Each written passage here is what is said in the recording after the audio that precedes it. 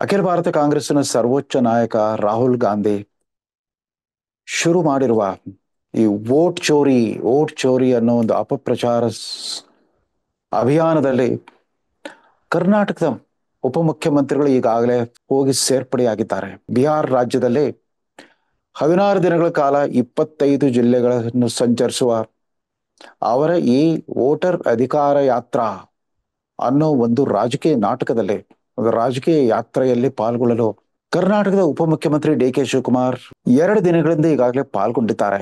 August 29ಕ್ಕೆ ಸ್ವತಃ ಮುಖ್ಯಮಂತ್ರಿ ಸಿದ್ದರಾಮಯ್ಯನವರೇ ಅದರಲ್ಲಿ ಪಾಲ್ಗೊಳ್ತಾರಂತೆ.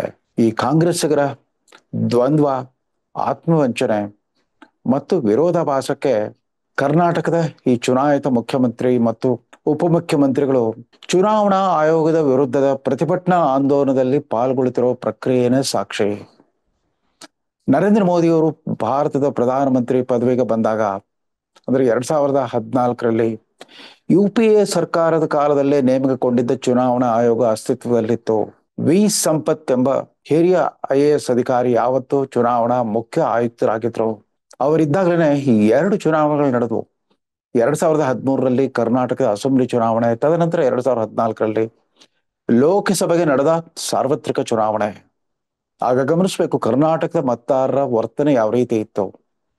ಯಾವ ಕರ್ನಾಟಕದ ಮತದಾರರು 2013ರ ಅಸೆಂಬ್ಲಿ ಚುನಾವಣೆಯಲ್ಲಿ ಸಿದ್ದರಾಮಯ್ಯ ನೇತೃತ್ವದ ಕಾಂಗ್ರೆಸ್ಗೆ 122 ಸೀಟ್ ಕೊಟ್ಟರು, ಅದೇ ಮತದಾರರು ಮರು ವರ್ಷವೇ ಅದುವರೆಗೂ ಅಷ್ಟಾಗಿ ಪರಿಚಿತರಲ್ಲದ ಗುಜರಾತಿನ ಆವತ್ತಿನ ಮುಖ್ಯಮಂತ್ರಿ ಆಗಿದ್ದ ಭಾರತೀಯ ಜನತಾ ಪಕ್ಷದ ಅಭ್ಯರ್ಥಿ ನರೇಂದ್ರ ಮೋದಿ ಅವರ ಬಿಜೆಪಿ ಪಕ್ಷಕ್ಕೆ ದೊಡ್ಡ ಪ್ರಮಾಣದಲ್ಲಿ ಬೆಂಬಲವನ್ನು ಕೊಟ್ಟರು.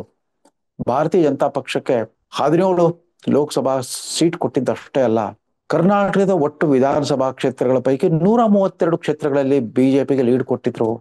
ಹಿಂದಿನ ವರ್ಷವೇ 122 ಸೀಟ್ ಗಳಿಸಿದ್ದ, ವಿಧಾನಸಭಾ ಸೀಟ್ ಗಳಿಸಿದ್ದ ಕಾಂಗ್ರೆಸ್ ಪಕ್ಷ ಮರು ವರ್ಷವೇ 332 ವಿಧಾನಸಭಾ ಕ್ಷೇತ್ರಗಳಲ್ಲಿ ಹಿನ್ನಡೆಯ ಮುಖಭಂಗ ಅನುಭವಿಸಬೇಕಾಗಿ ಬಂದಿತ್ತು. ಅದನ್ನ ಯಾರು ಹೇಳಿರ್ಲಿಲ್ಲ.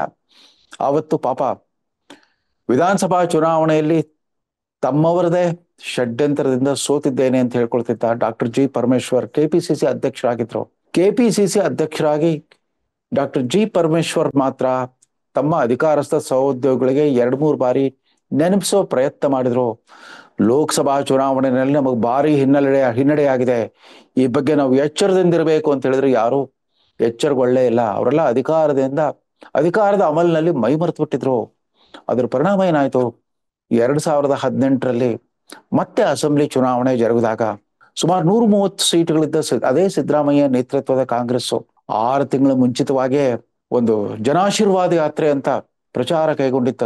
ಸರ್ವ ಸರ್ಕಾರಿ ಯಂತ್ರ ಬಳಸಿಕೊಂಡು ಪ್ರಚಾರ ನಡೆಸಿದ್ರು ಕೂಡ ಸಿದ್ದರಾಮಯ್ಯ ನೇತೃತ್ವದ ಕಾಂಗ್ರೆಸ್ 130ರಿಂದ 78ಕ್ಕೆ ಇಳಿದಿತ್ತು. ಅದೇ ಬಿಜೆಪಿ 48ರಷ್ಟಿದ್ದ ಬಿಜೆಪಿ 104ಕ್ಕೆ ಬಂದು ನಿಂತಿತ್ತು. ಇದು ಕರ್ನಾಟಕದ ಮತದಾರರ ರಾಜಕೀಯ ವಿವೇಚನಾಧಿಕಾರದ ಪ್ರದರ್ಶನ.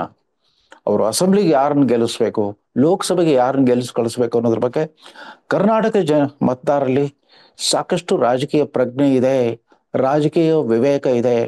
ಯಾರಿಗೆ ನಮ್ಮ ಜನಸಾಮಾನ್ಯ ಮತದಾರರ ರಾಜಕೀಯ ವಿವೇಕ ಮತ್ತು ವಿವೇಚನೆಯ ಬಗ್ಗೆ, ಅಂದ್ರೆ ರಾಜಕೀಯ ಪ್ರಜ್ಞಾವಂತಿಕೆಯ ಬಗ್ಗೆ ವಿಶ್ವಾಸ ಇದೆಯೋ, ನಂಬಿಕೆ ಇದೆಯೋ, ಅಂಥವ್ರು ಮಾತ್ರ ನಿಜವಾದ ಪ್ರಜಾಪ್ರಭುತ್ವವಾದಿಗಳಾಗ್ಲಿಕ್ಕೆ ಸಾಧ್ಯ.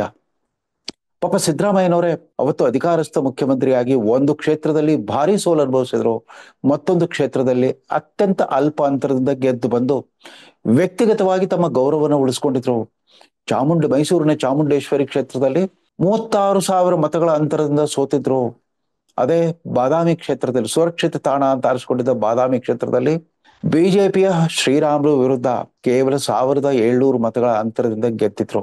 ಆದ್ರೆ ಇವ್ರು ಯಾರೂ ಕೂಡ ತಮ್ಮ ಈ ಸೋಲು ಗೆಲುವುಗಳಿಗೆ ಚುನಾವಣಾ ಆಯೋಗವನ್ನ ದೂಷಿಸುವಂತ ಒಂದು ದುಸ್ಸಾಹಸಕ್ಕಿಳಿದಿರಲಿಲ್ಲ. ಎಲ್ಲರೂ ಕ್ರೀಡಾ ಮನೋಭಾವದಿಂದ ಚುನಾವಣಾ ಫಲಿತಾಂಶವನ್ನು ಸ್ವೀಕರಿಸಿದ್ರು. ಆರಂಭದಲ್ಲಿ ಬಿಜೆಪಿಗೆ ನಿರೀಕ್ಷಿತ ಬಹುಮತ ತಲುಪಲಿಕ್ಕೆ ಸಾಧ್ಯವಾಗಲಿಲ್ಲ. ಆ ಕನಿಷ್ಠ ಬಹುಮತಕ್ಕೆ ಬೇಕಾಗಿದ್ದ 113 ಸೀಟ್ಗಳಿಗೆ ಕೊರತೆ ಆಗಿತ್ತು, 9 ಸೀಟ್ಗಳ ಕೊರತೆ ಆಗಿತ್ತು. ಹೀಗಾಗಿ ಸರ್ಕಾರ ರಚಿಸಲಿಕ್ಕೆ ಸಾಧ್ಯವಾಗಲಿಲ್ಲ.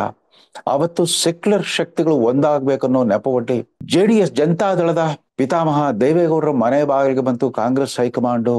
ದೇವೇಗೌಡರ ಸುಪುತ್ರ HD ಕುಮಾರಸ್ವಾಮಿ ಅವರಿಗೆ ಮುಖ್ಯಮಂತ್ರಿ ಪಟ್ಟ ಕೊಟ್ಟು ಕಾಂಗ್ರೆಸ್ 2ನೇ ಸ್ಥಾನದಲ್ಲಿ ಉಳಿತು. ಅದರಲ್ಲಿ ಸಹಭಾಗಿತ್ವವನ್ನು ಪಡ್ಕೊಳ್ತು, ಪಾಲುದಾರ ಪಕ್ಷವಾಗಿ ಪಾಲ್ಗೊಂಡಿತ್ತು. ಸುಮಾರು 44 ಸೀಟ್ ಪಡ್ಕೊಂಡಿದ್ದ ಜಾತ್ಯತೀತ ಜನತಾದಳಕ್ಕೆ ಮುಖ್ಯಮಂತ್ರಿ ಪದವಿ, 78 ಸೀಟ್ ಪಡ್ಕೊಂಡಿದ್ದ ಕಾಂಗ್ರೆಸ್ ಉಪಮುಖ್ಯಮಂತ್ರಿ ಪದವಿ ಪಡ್ಕೊಂಡು ಒಂದು ಸೆಕ್ಯುಲರ್ ಸರ್ಕಾರ ರಚಿಸೋ ಪ್ರಯತ್ನ ಮಾಡಿದ್ರು. ಆಗ್ಲೂ ಕೂಡ ಜನಾದೇಶ ದೊಡ್ಡ ಪ್ರಮಾಣದಲ್ಲಿ ವ್ಯಕ್ತವಾಗಿತ್ತು ಭಾರತೀಯ ಜನತಾ ಪಕ್ಷಕ್ಕೆ. ತಾವು ಜನಾದೇಶಕ್ಕೆ ವಿರುದ್ಧವಾಗಿದ್ದೀವಿ ಅಂತ ಗೊತ್ತಿತ್ತು. ಅದೊಂದು ಕಾಮ್ ಚಲಾವೋ ಸರ್ಕಾರ ರಚಿಸಿದ್ರು, ಅದು ಊರ್ಜಿತವಾಗ್ಲಿಲ್ಲ. ಒಂದೇ ವರ್ಷಕ್ಕೆ ಅದು ಪತನವಾಯಿತು. ಮತ್ತೆ ಭಾರತೀಯ ಜನತಾ ಪಕ್ಷ ಸುಮಾರು 17 ಜನ ಶಾಸಕರ ಸಾಮೂಹಿಕ ಪಕ್ಷಾಂತರ, ತದನಂತರ ಮರು ಚುನಾವಣೆ ಮೂಲಕ ಅಂದ್ರೆ ಉಪಚುನಾವಣೆಗಳ ಮೂಲಕ ಮತ್ತೆ 13 ಸೀಟ್ ಗೆದ್ದು ತನ್ನ ಅಧಿಕಾರವನ್ನ ಮರುಸ್ಥಾಪನೆ ಮಾಡಿತು. ಇದೆಲ್ಲವೂ ಕರ್ನಾಟಕದಲ್ಲಿ ನಡೆದಿರೋ ಇತ್ತೀಚಿನ ಇತಿಹಾಸ. ಇವೆಲ್ಲ ಚುನಾವಣೆಗಳಲ್ಲೂ ಕೂಡ ಕರ್ನಾಟಕದ ಭಾರತೀಯ ಜನತಾ ಪಕ್ಷದ ನಾಯಕರುಗಳಾಗ್ಲಿ, ಕಾಂಗ್ರೆಸ್ ಅಥವಾ JDS ನಾಯಕರುಗಳಾಗ್ಲಿ ತಮ್ಮ ಸೋಲನ್ನ ಯಾರು ಧಿಕ್ಕರಿಸಲಿಲ್ಲ, ಚುನಾವಣಾ ಫಲಿತಾಂಶವನ್ನು ಯಾರು ಧಿಕ್ಕರಿಸಲಿಲ್ಲ, ಚುನಾವಣಾ ಆಯೋಗದ ಕಡೆ ಬೆರಳು ತೋರಿಸಲಿಲ್ಲ. ಮತ್ತದೇ ಮೋದಿ ಸರ್ಕಾರದ ಅವಧಿಯಲ್ಲಿ ನೇಮಕಗೊಂಡ ಚುನಾವಣಾ ಆಯೋಗವೇ 2023 ಅಸೆಂಬ್ಲಿ ಚುನಾವಣೆ ನಡೆಸ್ತು. ಅದೇ ಸಿದ್ದರಾಮಯ್ಯ DKಶಿ ನೇತೃತ್ವದ ಕಾಂಗ್ರೆಸ್ಗೆ 136 ಸೀಟುಗಳ ಸುಭದ್ರ ಬಹುಮತದ ಫಲಿತಾಂಶ ಬಂತು, ಅಧಿಕಾರ ವಹಿಸ್ಕೊಂಡ್ರು.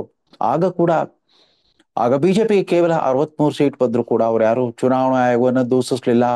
ತಮ್ಮ ಪ್ರಧಾನಿ ನರೇಂದ್ರ ಮೋದಿ ಅವ್ರಿಗೆ ಹೋಗಿ ತಾಕೀತ್ ಮಾಡ್ಲಿಲ್ಲ. ಯಾಕೆ ಇಂಥ ಚುನಾವಣಾ ಆಯುಕ್ತರನ್ನು ನೇಮಿಸಿದ್ರಿ, ನೋಡಿ ನಮ್ಗೆ ಸೋಲಾಗ್ಬಿಡ್ತು. ಅದೇ ರೀತಿ ಪಕ್ಕದ ತೆಲಂಗಾಣ ರಾಜ್ಯದಲ್ಲಿ ಕೂಡ 10 ವರ್ಷಗಳ ನಂತರ ಕಾಂಗ್ರೆಸ್ ಅಧಿಕಾರವನ್ನ ಮರಳಿ ಸಂಪಾದಿಸಿತು. ಆಗ್ಲೂ ಕೂಡ ಯಾರು ಚುನಾವಣಾ ಆಯೋಗ ಕಡೆ ಬೆರಳು ತೋರಿಸಲಿಲ್ಲ. 2024ರಲ್ಲಿ ಲೋಕಸಭಾ ಚುನಾವಣೆ ನಡೆದಾಗ ಇವತ್ತಿನ ಮುಖ್ಯ ಚುನಾವಣಾ ಆಯುಕ್ತ ಜ್ಞಾನೇಶ್ ಕುಮಾರ್ ಅವತ್ತು ಚುನಾವಣಾ ಆಯುಕ್ತರಾಗಿದ್ರು. ಜ್ಞಾನೇಶ್ ಕುಮಾರ್ ನೇತೃತ್ವದ ಚುನಾವಣಾ ಆಯೋಗ ಚುನಾವಣೆ ನಡೆಸಿದಾಗ ಮೋದಿ ಅವರ ಭಾರತೀಯ ಜನತಾ ಪಕ್ಷ ಈ ಬಾರಿ ನಮಗೆ 400 ಸೀಟ್ ಬರುತ್ತೆ ಅಂತ ಬಡಾಯಿ ಕುಚ್ಕೊಂಡಿದ್ರು. ಅಬ್ಕಿ ಬಾರ್ 400 ಪಾರ್ ಅಂತ ಘೋಷಣೆಯನ್ನ ಚಾಲ್ತಿಗೆ ತಂದಿತ್ತು. ಹಾಗಾಗ್ಲೇ ಇಲ್ಲ. 400 ಪಾರ್ ಇರ್ಲಿ, 300 ಪಾರ್ ಕೂಡ ಆಗ್ಲಿಲ್ಲ. 300ರ ಗಡಿ ದಾಟ್ಲಿಕ್ಕೂ ಕೂಡ ಸಾಧ್ಯವಾಗ್ಲಿಲ್ಲ. ಏಕ್ದಮ್ 303ರಿಂದ ಕೇವಲ 2240 ಮೋದಿ ನೇತೃತ್ವದ NDA ಮೈತ್ರಿಕೂಟ. ಆದ್ರೂ ಕೂಡ ಇದೇ ಚುನಾವಣಾ ಆಯುಕ್ತರ ಇದ್ರು. ಯಾಕೆ ಅವತ್ತು ನೀವು ಜ್ಞಾನೇಶ್ ಕುಮಾರನ್ನು ದೂಷಿಸಲಿಲ್ಲ?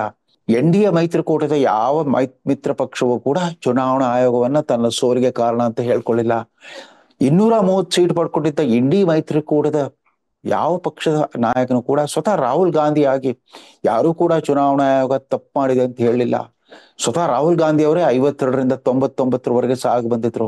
ವಿರೋಧ ಪಕ್ಷದ ಅಧಿಕೃತ ಪ್ರತಿಪಕ್ಷ ನಾಯಕನ ಪದವಿಯನ್ನು ಕೂಡ ಪಡ್ಕೊಂಡ್ರು. ಅಲ್ಲಿವರೆಗೂ ಸುಮ್ಮನಿದ್ರು. ಅದೇನೋ 1 ವರ್ಷದ ನಂತರ ವಿಳಂಬ ವಿವೇಕೋದಯ ಆಯ್ತು ಅಂತ ಕಾಣುತ್ತೆ ರಾಹುಲ್ ಗಾಂಧಿ ಅವ್ರಿಗೆ. ಕರ್ನಾಟಕದ ಬೆಂಗಳೂರು ಕೇಂದ್ರೀಯ ಲೋಕಸಭಾ ಕ್ಷೇತ್ರದ ಒಂದು ಅಂಗವಾದ ಮಹದೇವಪುರ ವಿಧಾನಸಭಾ ಕ್ಷೇತ್ರದಲ್ಲಿ ನಡೆದ ಮತಗಳತನದಿಂದ ಕಾಂಗ್ರೆಸ್ ಗೆದ್ದು ಬಿಡ್ತು. ರಾಷ್ಟ್ರಾದ್ಯಂತ ಮತಗಳತನ ನಡೆದಿದೆ. ಎಲ್ದೆ ಹೋಗಿದ್ರೆ ಮೋದಿ ಪ್ರಧಾನಿ ಆಗ್ಲಿಕ್ಕೆ ಸಾಧ್ಯವೇ ಇರಲಿಲ್ಲ ಅನ್ನೋ ಒಂದು ವಿಚಿತ್ರವಾದ ಕೂಗೆಬ್ಸಿದ್ರು. ಈ ರಾಹುಲ್ ಗಾಂಧಿ ಇವತ್ತಿನ ಈ ಮತಗಳ್ಳತನದ ಅಪಪ್ರಚಾರ ಏನಿದೆ, ಇದು 2021 ಜನವರಿ 6ನೇ ತಾರೀಕು ಆಗ್ತಾನೆ ಅಮೆರಿಕದ ಅಧ್ಯಕ್ಷೀಯ ಚುನಾವಣೆ ನಡೆದಿತ್ತು. ಡೆಮೊಕ್ರೆಟಿಕ್ ಪಕ್ಷದ ಜೋ ಬೈಡೆನ್ ಮತ್ತು ಉಪರಾಷ್ಟ್ರಪತಿ ಸ್ಥಾನಕ್ಕೆ ಕಮಲಾ ಹ್ಯಾರಿಸ್ ಚುನಾಯಿತರಾಗಿದ್ರು. ಆದ್ರೆ ಆ ಚುನಾವಣಾ ಫಲಿತಾಂಶವನ್ನ ಆವತ್ತಿನ ಅಧಿಕಾರಸ್ಥ ಅಧ್ಯಕ್ಷ ಡೊನಾಲ್ಡ್ ಟ್ರಂಪ್ ಒಪ್ಕೊಳ್ಳೇ ಇಲ್ಲ. ಈ ಚುನಾವಣಾ ಫಲಿತಾಂಶವೇ ಒಂದು ದೊಡ್ಡ ಫ್ರಾಡ್, ಅಮೆರಿಕದ ಚುನಾವಣಾ ಆಯೋಗವೇ ದೊಡ್ಡ ಫ್ರಾಡ್ ಅಂತ ಯಾವ ರೀತಿ ಇವತ್ತು ರಾಹುಲ್ ಗಾಂಧಿ ಪ್ರಚಾರ ನಡೆಸಿದಾರೋ ಅದೇ ಶೈಲಿಯಲ್ಲಿ ಮಾತಾಡಿದ್ರು. ಅಷ್ಟೇ ಅಲ್ಲ, ತಮ್ಮ ರಿಪಬ್ಲಿಕನ್ ಪಕ್ಷದ ಸಾವಿರಾರು ಮಂದಿ ಬೆಂಬಲಿಗರನ್ನ ಅಮೆರಿಕದ ಸಂಸತ್ ಭವನಕ್ಕೆ, ಕ್ಯಾಪಿಟಲ್ ಹಿಲ್ಗೆ ನುಗ್ಗಿಸ್ಬಿಟ್ಟು ದೊಂಬಿ ದಾಂಧಲೆ ಎಲ್ಲ ರೀತಿಯ ಗಲಾಟೆ ಮಾಡಿದ್ರು. ಸ್ವತಃ ರಿಪಬ್ಲಿಕನ್ ಪಕ್ಷದ ಸದಸ್ಯರುಗಳು ಪಾಪ ಜೀವ ರಕ್ಷಣೆಗೋಸ್ಕರ ಮೇಜಿನ ಕೆಳಗೆ ಬಚ್ಚಿಟ್ಕೊಂಡ್ಬಿಟ್ಟು ಅವತ್ತು ಪ್ರಾಣಾಪಾಯದಿಂದ ಪಾರಾಗಿದ್ರು. ಆ ಘಟನೆ ನಡೆದಾಗಿನಿಂದ ಆ ವರ್ಷವೇ ಟ್ರಂಪ್ ಅಧಿಕಾರ ಪಡ್ಕೊಳ್ಳಿಕ್ ಆಗ್ಲಿಲ್ಲ ನಿಜ. ಆವತ್ತಿನಿಂದ 240 ವರ್ಷಗಳ ಇತಿಹಾಸ ಇರುವ ಅಮೆರಿಕದ ಪ್ರಜಾಪ್ರಭುತ್ವ ವ್ಯವಸ್ಥೆ ಶಿಥಿಲಗೊಂಡು ಬಿಡ್ತು. ಅದರ ಪರಿಣಾಮವನ್ನ ಈ ಸಾರಿ ನಾವು ನೋಡಿದ್ದೇವೆ. 2024 ನವೆಂಬರ್ನಲ್ಲಿ ಪ್ರಚಂಡ ಬಹುಮತದಿಂದ ಅದೇ ಡೊನಾಲ್ಡ್ ಟ್ರಂಪ್ ಅನ್ನ ಮರು ಆಯ್ಕೆ ಮಾಡಿದ್ರು ಅಮೆರಿಕನ್ರು. ಅದಾದ ನಂತರ ಅಧಿಕಾರ ವಹಿಸಿಕೊಂಡ ಡೊನಾಲ್ಡ್ ಟ್ರಂಪ್ ನಡೆಸಿರೋ ಹುಚ್ಚಾಟ ಇಡೀ ಜಗತ್ತಿಗೆ ದಿಗಿಲು ಬೀಳಿಸ್ಬಿಟ್ಟಿದೆ. ಭಾರತವನ್ನ ಸನ್ಮಿತ್ರ ಅಂತ ಕರೆದಿದ್ದ ಅದೇ ಡೊನಾಲ್ಡ್ ಟ್ರಂಪ್ ಭಾರತವನ್ನ ಪರಮ ಶತ್ರುವಾಗಿ ನಡೆಸ್ಕೊಳ್ತಾ ಇದ್ದಾರೆ. ಭಾರತದ ಶತ್ರು ಪಾಕಿಸ್ತಾನವನ್ನ ಯಾವ ಡೊನಾಲ್ಡ್ ಟ್ರಂಪ್ ಅದೊಂದು ಕೊಲೆಗೆಟ್ಟ ದೇಶ ಅಂತ ಹೀಯಾಳಿಸಿದ್ರು, ಅದೊಂದು ದಿವಾಳಿಕೋರ ದೇಶ ಅಂತ ಹೀಯಾಳಿಸಿದ್ರು, ಭಯೋತ್ಪಾದನೆಯ ತೊಟ್ಟಿಲು ಅಂತ ನಿಂದಿಸಿದ್ರು. ಅದೇ ಪಾಕಿಸ್ತಾನವನ್ನ ಕರೆದು ಕರೆದು ಮುದ್ದಾಡ್ತಾ ಇದ್ದಾರೆ. ಅದು ಪಾಕಿಸ್ತಾನದ ಚುನಾಯಿತ ಅಧ್ಯಕ್ಷ ಅಥವಾ ಪ್ರಧಾನಮಂತ್ರಿಯನ್ನಲ್ಲ, ಅಲ್ಲಿರೋ ಅನಭಿಷಿಕ್ತ ದೊರೆ ಅಂತ ಆಡ್ತಾ ಇರೋ ಅಲ್ಲಿನ ಮಿಲಿಟರಿ ದಂಡ ನಾಯಕರನ್ನ ಪದೇ ಪದೇ ಎರಡೆರಡು ಬಾರಿ ಕರೆದು ಅಪ್ಕೊಳ್ತಾ ಇದ್ದಾರೆ. ಇದು ಡೊನಾಲ್ಡ್ ಟ್ರಂಪ್ ನಡೆಸಿದ ಚುನಾವಣಾ ಆಯೋಗ ಮತ್ತು ಚುನಾವಣಾ ಫಲಿತಾಂಶ ವಿರುದ್ಧದ ಒಂದು ಅಪಪ್ರಚಾರ ಆಂದೋಲನ. ಅದನ್ನ ಅನುಕರಣೆ ಮಾಡ್ಲಿಕ್ಕೆ ಹೊರಟಿದ್ದಾರೆ ಕಾಂಗ್ರೆಸ್ ಸರ್ವೋಚ್ಚ ನಾಯಕ ರಾಹುಲ್ ಗಾಂಧಿ. ಅವ್ರಿಗೆ ಬೆಂಗಾವಲಾಗಿ ನಿಂತಿದ್ದಾರೆ ಅಖಿಲ ಭಾರತ ಕಾಂಗ್ರೆಸ್ನ ಅಧ್ಯಕ್ಷ ಮಲ್ಲಿಕಾರ್ಜುನ ಖರ್ಗೆ. ಸ್ವತಃ ಸುಮಾರು 13 ಚುನಾವಣೆಗಳ ಪೈಕಿ 12 ಬಾರಿ ಗೆದ್ದಿರೋ ಮಲ್ಲಿಕಾರ್ಜುನ್ ಖರ್ಗೆ ಅವ್ರಿಗೆ ಯಾಕೆ ಇದ್ದಕ್ಕಿದ್ದಂತೆ ರಾಷ್ಟ್ರದ ಚುನಾವಣಾ ವ್ಯವಸ್ಥೆ ಬಗ್ಗೆ ಅಪನಂಬಿಕೆ ಬಂದ್ಬಿಡ್ತು. ರಾಹುಲ್ ಗಾಂಧಿ ಹೇಳಿದ್ದನ್ನೇ ಗಿಳಿಪಾಠ ಒಪ್ಪಿಸ್ತಾ ಇರೋ ಮಲ್ಲಿಕಾರ್ಜುನ್ ಖರ್ಗೆ ಅವರಂತ ಹಿರಿಯ ಮುತ್ಸದಿಗೆ ಅವರು ಕೂಡ ಯಾಕೆ ಹುಚ್ಚಾಟದಲ್ಲಿ ಪಾಲ್ಗೊಂಡಿದ್ದಾರೆ. ಅದರಲ್ಲೂ ಕರ್ನಾಟಕದ ಅಧಿಕಾರಸ್ಥ ಉಪಮುಖ್ಯಮಂತ್ರಿ, ಮುಖ್ಯಮಂತ್ರಿ ತಮ್ಮ ಹಲವು ಒಂದು ಅರ್ಧ ಡಜನ್ ಶಾಸಕರು ಕಟ್ಕೊಂಡು ಹೋಗ್ಬಿಟ್ಟು ಆ ಬಿಹಾರ್ನಲ್ಲಿ ನಡೀತಾ ಇರೋ ಅಪಪ್ರಚಾರ ಯಾತ್ರೆಯಲ್ಲಿ ಯಾಕೆ ಪಾಲ್ಗೊಳ್ತಾ ಇದ್ದಾರೆ? ಇದು ಸರಿನಾ? ಯಾವ ಚುನಾವಣಾ ಆಯೋಗದ ನೆರಳಿನಲ್ಲಿ ಅದರ ಉಸ್ತುವಾರಿಯಲ್ಲೇನೆ ತಾವು 3 ಉಪಚುನಾವಣೆಗಳಿಗೆ ಗೆದ್ರಿ. ಇತ್ತೀಚೆಗೆ ಭರ್ಜರಿ ಬಹುಮತದಿಂದ ಶಿಗ್ಗಾಂವಿ, ಚನ್ನಪಟ್ಟಣ ಮತ್ತು ಸೊಂಡೂರು ಉಪಚುನಾವಣೆಯಲ್ಲಿ ಗೆದ್ರಿ. ಅಲ್ಲಿ ಮತಗಳ್ಳತನ ನಡೀತಾ, ಚುನಾವಣಾ ಆಯುಕ್ತರ ಕೈವಾಡ ಅಲ್ಲಿತ್ತಾ? ನೀವೇ ಗೆಲ್ಲಿಸ್ಲಿಲ್ವಾ ನಿಮ್ಮ ಪಕ್ಷದ ಅಭ್ಯರ್ಥಿಗಳನ್ನ? ಮತ್ತು ಯಾವ ತರ್ಕ ಬಳಸ್ತಾ ಇದ್ದೀರಿ? ಚುನಾವಣಾ ಮತದಾರ ಪಟ್ಟಿಯಲ್ಲೇ ದೋಷಗಳನ್ನ ಎತ್ತಿ ಹಿಡಿದ್ಬಿಟ್ಟು ಚುನಾವಣಾ ಆಯುಕ್ತರನ್ನ ನೀವು ಅಪರಾಧಿ ಸ್ಥಾನದಲ್ಲಿ ನಿಲ್ಲಿಸುವಂತ ಒಂದು ಕೆಟ್ಟ ದುಸ್ಸಾಹಸಗಳಿದ್ದಾರೆ ನಿಮ್ಮ ನಾಯಕ ಸಿದ್ದರಾಮಯ್ಯನವರೇ. ತಾವು 1983ರಿಂದ ಚುನಾವಣಾ ಕಣದಲ್ಲಿ ಇಳಿದಿದ್ದೀರಿ. ಸುಮಾರು 40 ವರ್ಷಗಳ ಕಾಲ ಸೋಲು ಗೆಲುವುಗಳನ್ನ ಸಮಚಿತ್ತದಿಂದ ಸ್ವೀಕರಿಸ್ತಾ ಬಂದಿದ್ದೀರಿ. ಅದೇ ರೀತಿ ಡಿ.ಕೆ. ಶಿವಕುಮಾರ್ ತಾವು 1989ರಿಂದ ಸತತವಾಗಿ ಎಲ್ಲಾ ಚುನಾವಣೆಯನ್ನು ಗೆದ್ದಿದ್ದೀರಿ. ಕಳೆದ ಅಸೆಂಬ್ಲಿ ಚುನಾವಣೆಗಳಲ್ಲಿ 1 ಲಕ್ಷಕ್ಕಿಂತ ಅಧಿಕ ಮತಗಳ ಅಂತರದಿಂದ ಕನಕಪುರ ಕ್ಷೇತ್ರವನ್ನ ಮತ್ತೊಮ್ಮೆ ನೀವು ಕೈವಶಪಡಿಸ್ಕೊಂಡ್ರಿ. ನಿಮಗೆ ಚುನಾವಣಾ ಫಲಿತಾಂಶದಲ್ಲಿ ನಂಬಿಕೆ ಇಲ್ವಾ? ಚುನಾವಣಾ ಆಯೋಗದ ಕಾರ್ಯವೈಖರಿಯಲ್ಲಿ ಅಪನಂಬಿಕೆ ಯಾಕೆ ಬಂತು ನಿಮಗೂ ಕೂಡ? ನಿಮ್ಮ ಸಹೋದರ ಸೋತಿರ್ಬೋದು, ಅವರು ಕೂಡ ಸಮಚಿತ್ತದಿಂದ ಕ್ರೀಡಾ ಮನೋಭಾವದಿಂದ ಆ ಫಲಿತಾಂಶವನ್ನು ಸ್ವೀಕರಿಸಿದ್ರು. ಪಾಪ ಡಿ.ಕೆ. ಸುರೇಶ್ ಯಾವತ್ತೂ ಕೂಡ ತಮ್ಮ ಎದುರಾಳಿಯ ಬಗ್ಗೆ ಹಗುರವಾಗಿ ಮಾತಾಡ್ಲಿಲ್ಲ, ಚುನಾವಣಾ ಆಯೋಗದತ್ತ ಬೆರಳು ತೋರಿಸಲಿಲ್ಲ. ಆದ್ರೆ ಇವಾಗ ಶುರು ಮಾಡ್ಬಿಟ್ಟಿದ್ದಾರೆ. ಈ ಸಹಜ ಸತ್ಯವನ್ನ ಪ್ರಶ್ನಿಸಿದ್ದಕ್ಕೆ, ಬಹಿರಂಗವಾಗಿ ಪ್ರಶ್ನಿಸಿ ಮಾತಾಡಿದ್ದಕ್ಕೆ ಪಾಪ ದಲಿತ ಸಮುದಾಯದ ರಾಜಣ್ಣವರನ್ನ ಡಿಸ್ಮಿಸ್ ಮಾಡಿಸ್ಬಿಟ್ರು ಮಂತ್ರಿಮಂಡಲದಿಂದ ರಾಹುಲ್ ಗಾಂಧಿ. ಇವತ್ತು ಭಾರತದಲ್ಲಿ ನಡೀತಾ ಇರೋ ಈ ಚುನಾವಣಾ ಆಯೋಗದ ವಿರುದ್ಧ ಈ ವೋಟ್ ಚೋರಿ ಅನ್ನೋ ಅಪಪ್ರಚಾರ ಯಾತ್ರೆ ತುಂಬಾ ಅನಾಹುತಕಾರಿಯಾಗಿದೆ. ಇಷ್ಟರಲ್ಲಿನೇ ನ್ಯಾಯಾಂಗದ ವಿರುದ್ಧವೂ ಕೂಡ ಅಲ್ಲೂ ಕೂಡ ಈ ಚೋರಿಯನ್ನು ಆರೋಪ ಮಾಡಬಹುದು ಇವರು. ನ್ಯಾಯಾಂಗದ ವಿರುದ್ಧ ನ್ಯಾಯಾಂಗದ ಬಗ್ಗೆ ಇರುವ ನಂಬಿಕೆ ವಿಶ್ವಾಸಗಳನ್ನ ನಾಶಪಡಿಸುವಂತ ಒಂದು ದುಸ್ಸಾಹಸ ಇಲ್ಲಿ ನಡೀಬಹುದು. ಕೊನೆಗೆ ಸಂಸದೀಯ ಪ್ರಜಾಪ್ರಭುತ್ವದ ಬಗ್ಗೆನೆ ಅಪನಂಬಿಕೆ ಮೂಡಿಸುವಂತ ಒಂದು ಕೆಟ್ಟ ಸಾಹಸಕ್ಕೆ ಅವರು ಕೈ ಹಾಕಬಹುದು. ಅಧಿಕಾರವಿಲ್ಲದಿರುವಾಗಲೇ ರಾಹುಲ್ ಗಾಂಧಿ ಪ್ರಸಕ್ತ ಚುನಾವಣಾ ಮುಖ್ಯ ಆಯುಕ್ತರು ಮತ್ತು ಅವರ 2 ಸಹೋದ್ಯೋಗಿಗಳಿಗೆ ಬೆದರಿಕೆ ಹಾಕ್ತಾ ಇದ್ದಾರೆ. ನಾವು ನಿಮ್ಮನ್ನು ಸುಮ್ಮನೆ ಬಿಡಲ್ಲ, ನೀವು ರಿಟೈರ್ ಆದ್ಮೇಲೆ ಕೂಡ ನಿಮ್ಮನ್ನು ಬುದ್ಧಿ ಕಲಿಸ್ತೇವೆ, ಆಗ ನೀವು ಈ ದೇಶದ ಜನತೆಗೆ ಅಫಿಡವಿಟ್ ಕೊಡ್ಬೇಕಾಗುತ್ತೆ, ನಾನ್ಯಾಕೆ ನಿಮ್ಗೆ ಅಫಿಡವಿಟ್ ಕೊಡ್ಲಿ ಅಂತ ಆ ಬೆದರಿಕೆ ಮಾತಾಡ್ತಿದ್ದಾರಲ್ಲ, ಇದರ ಅಪಾಯವನ್ನ ಯಾಕೆ ಗಮನಿಸ್ತಾ ಇಲ್ಲ? ಕನಿಷ್ಠ ಪಕ್ಷ ಕರ್ನಾಟಕದ ಭಾರತೀಯ ಜನತಾ ಪಕ್ಷವಾದ್ರೂ ಕೂಡ ಒಂದು ದೊಡ್ಡ ಪ್ರಮಾಣದ ಪ್ರತಿಭಟನಾ ಯಾತ್ರೆಯನ್ನ ಮಾಡ್ಬೇಕಾಗಿತ್ತು. ಯಾವ ರೀತಿ ಧರ್ಮ ರಕ್ಷಣೆಗೆ ಧರ್ಮಸ್ಥಳ ಯಾತ್ರೆ ಕೈಗೊಳ್ತಾ ಇದ್ದೀರೋ, ಭಾರತದ ಪ್ರಜಾಪ್ರಭುತ್ವದ ರಕ್ಷಣೆಗೆ ಕರ್ನಾಟಕದ ಭಾರತೀಯ ಜನತಾ ಪಕ್ಷದ ರಾಜ್ಯ ಘಟಕವೇ ಒಂದು ಮುಂದಾಳತ್ವ ನೀಡಬೇಕಾಗಿದೆ. ಯಾಕೆ ಅಂತಂದ್ರೆ ಇದು ಭಾರತದ ಚುನಾವಣಾ ವ್ಯವಸ್ಥೆ ಬಗ್ಗೆನೆ, ಅಂದ್ರೆ ಪ್ರಜಾತಂತ್ರ ವ್ಯವಸ್ಥೆ ಬಗ್ಗೆನೆ ಅಪನಂಬಿಕೆ ಮೂಡಿಸುವಂತ ಅಪಪ್ರಚಾರ ಯಾತ್ರೆ. ಅದರಲ್ಲಿ ಉಪಮುಖ್ಯಮಂತ್ರಿ ಮತ್ತು ಮುಖ್ಯಮಂತ್ರಿ ಪಾಲ್ಗೊಳ್ಳುವುದನ್ನಾದ್ರೂ ತಾವು ಪ್ರತಿಭಟಿಸಲೇಬೇಕು. ಇದು ಕೇವಲ ಪಕ್ಷ ರಾಜಕಾರಣಕ್ಕೆ ಸಂಬಂಧಪಟ್ಟಿದ್ದಲ್ಲ, ಭಾರತದ ಪ್ರಜಾಪ್ರಭುತ್ವ ವ್ಯವಸ್ಥೆಯಲ್ಲಿ ನಂಬಿಕೆ ಇರುವ ಪ್ರತಿಯೊಬ್ಬ ಪ್ರಜ್ಞಾವಂತ ಮತದಾರನು ಕೂಡ ಈ ಚಟುವಟಿಕೆಯನ್ನ ಧಿಕ್ಕರಿಸಬೇಕಾಗಿದೆ. ರಾಹುಲ್ ಗಾಂಧಿ ಅವರ ಮನೋಧರ್ಮವನ್ನ ವಿರೋಧಿಸಬೇಕಾಗಿದೆ. ಇದಕ್ಕೂ ಸಂಘಟಿತ ಹೋರಾಟ ಬೇಕಾಗಿದೆ ಅಂತ ಹೇಳ್ತಾ ಈ ಸಂಚಿಕೆಯನ್ನು ಮುಗಿಸ್ತಾ ಇದ್ದೇನೆ. ನಮಸ್ಕಾರ.